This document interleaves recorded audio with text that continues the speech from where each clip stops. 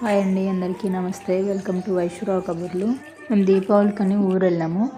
Return వచ్చేటప్పుడు దారిలోనే మా ఇంటి దేవుడి గుడి కూడా ఉంది, అందుకని అక్కడ కూడా వెళ్ళాము. మామూలుగా అయితే ప్రతి కార్తీక మాసంకి మేము ఇక్కడ అభిషేకం చేపిస్తాము, కానీ ఈసారి మేము వెళ్ళేసరికి లేట్ అయింది. ఇంకా అభిషేకం అయిపోయింటుంది కదా, అందుకని ఆకు పూజకి పేరు ఇచ్చేసి అక్కడ డబ్బులు కట్టేసాము. తర్వాత క్యూలో నిలబడి దర్శనం చేసుకున్నాము.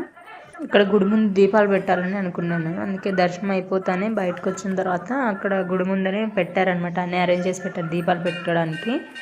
అక్కడ ముందు పసుపు నీళ్ళతో అంతా నీట్గా కడిగేసి తర్వాత ముగ్గేసి పసుపు కుంకుమ గోధుమ పిండి ఇంటి దగ్గరే కలిపేసుకొని వచ్చానమాట దీపాల కోసం. ఇంకా దీపాలు చేసి అన్నీ పెట్టాను. ఒత్తులు కూడా నూనెలో పెట్టుకొని వచ్చాను ఇంటి దగ్గరే.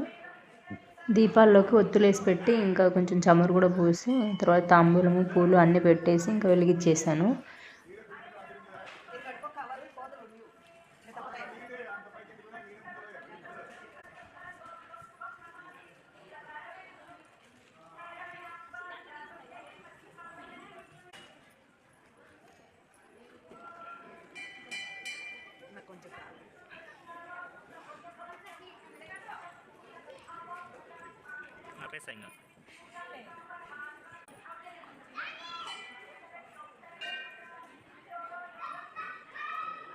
ఇంకా ఇక్కడ అయిపోయిన తర్వాత ఇక్కడే ఆంజనేయ స్వామి గుడి కూడా ఉంది, అక్కడ దర్శనానికనే వెళ్ళాము. ఆ గుడిలో ఎప్పుడైనా సరే జనం ఫుల్గా ఉంటారు, చిన్నగా ఉంటుంది గుడి, అందుకని లోపల చాలా ఎక్కువ మంది ఉంటారు.